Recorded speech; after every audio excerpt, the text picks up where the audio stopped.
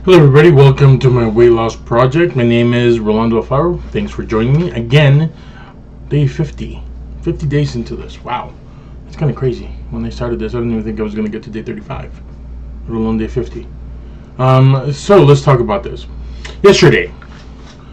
Yesterday was pretty much an easygoing day. I had a lot of stuff going on, so didn't really have time to do a lot for lunch. Grilled. I had some chicken and some rice. Dinner. I had a business dinner, so I had a flatbread pizza. And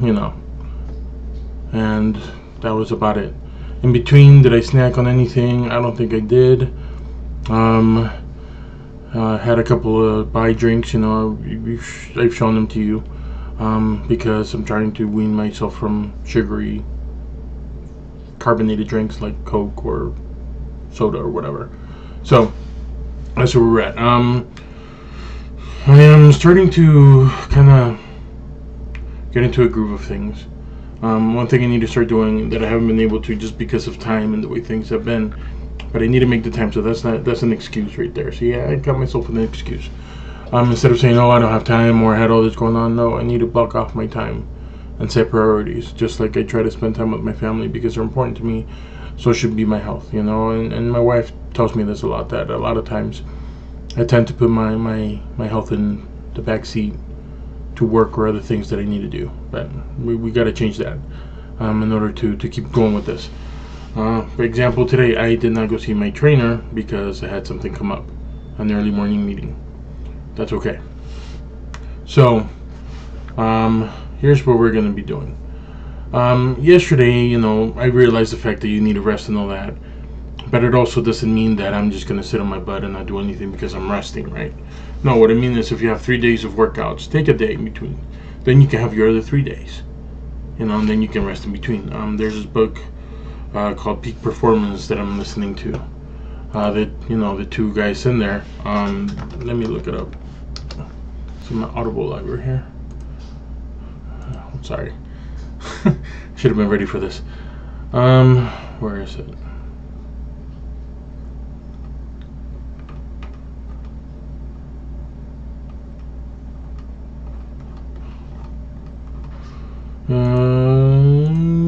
It's right here.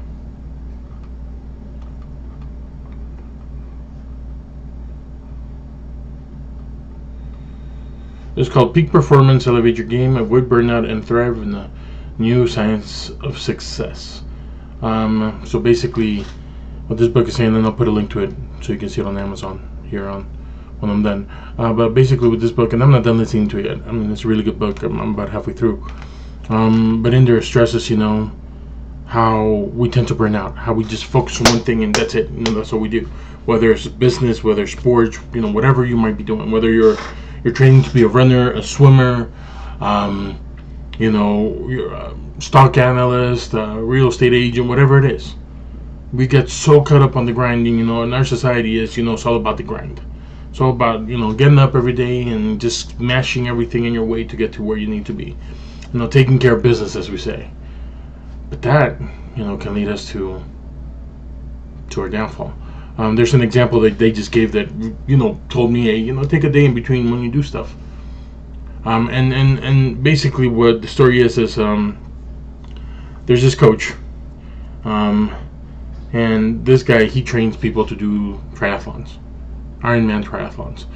If you don't know what that is, it's usually swimming component, running component, and a biking component. A swimming component is like 2.5 miles, 2.5 miles. Correct me if I'm wrong, please, but just from memory, a marathon or 20-mile run, and then 100 to 150 bike ride, miles on the bike. So it's a very grueling thing, it tests your whole body.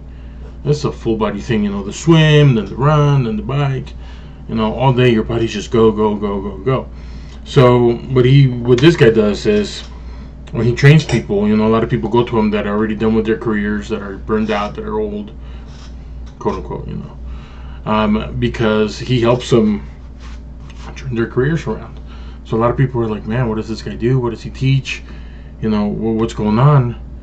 And basically, he forces his coaching students to take a break. That's what he does. He forces them to slow down, take a break, let their bodies recuperate, you know, so that their bodies can then perform for everything that they've trained when the time comes. And to a degree, it makes a lot of sense, you know, because if we just go, and we don't give our bodies time to recover, or our minds, you know, in this case, let's talk about our heads. If it's just work, you know, you wake up and work, go to sleep and work, and, you know, you dream of work, when are you going to be able to put into effect all those things that you've learned? I mean, yeah, you can put them into effect as you work, but it's not going to be as effective as if, you know, you rested. Another story that I liked in that book was when the 4-minute mile was broken back in 1954. And so in this one, he started saying that, you know, people could not break the 4-minute mile. And so, people would not do it. And, you know, they couldn't figure out why. So there was this guy named Roger Bannister.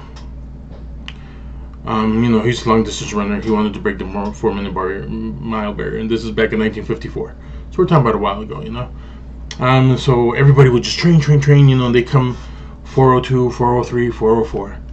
So this guy, you know, he had this track meet coming up where he was going to try to break the 4-minute mile. And the week before, he just went camping. Took off. Camping. Everybody was like, what? But I thought he wanted to break the mile. Why is he camping? Dude takes off camping. Roger Bannister disappears. And everybody's just scratching their head like, what the heck? So finally, you know, he comes back. You know, he trains a little bit, but he rests a lot. You know, he just does enough because he's been training for months at this point. So he comes back a couple days before the meet, and, you know, he just jogs around, you know, does some sprints, gets himself situated. The day of the race comes, and everybody's like, well, is he going to do it? We don't know. So he goes out, and he breaks it. He does a 3-minute, 59-second 0.4 mile. He broke the 4-minute barrier for the mile. But basically, the reason why a lot of people think he did, and scientists now are looking at this too, because at this point, scientists were saying that it was humanly impossible to do this. But basically, what he showed was that because his body was rested, he was able to get more draw on those reserves that we have, that other people might not have had because of how hard they were training, and then they have that extra oomph to give them that extra second or two, you know, burst of speed that he got. And there's the same thing with me, you know. As I'm trying to lose weight, I gotta pace myself. And I'm not saying rest, I'm gonna go stuff myself like a piñata with whatever I see. No. It's not that. That's not about that. It's more about everything that I'm learning and everything that I'm going through, that I need to give myself enough time to be able to implement that and put that logic to work for me. You know, sodas are not a problem. Sweets and sugars, not a problem really, you know. I'm not gonna lie to you, last week I was dying. I went to the gas station and I grabbed a candy bar, three candy bars, because they gave me one free. Buy two, get one free, I guess it was. So I got into the office, gave one away, kept one, and the one's still there. I haven't even opened it. So that tells you, you know, and I look at it and I'm like, oh, I'll eat that later. Yeah, later, but I never do. So those are the things that I'm going through right now. With this late weight loss, there's gentleman Jules who commented on my last video saying that if I give up now, you know, I'm wasting a month and a half. And he's right. So we got to keep going. We got to keep doing what's good, and we'll get going. Thanks so much for joining me again today. I appreciate you guys. Y'all have a great day, and we'll see you tomorrow. Take care.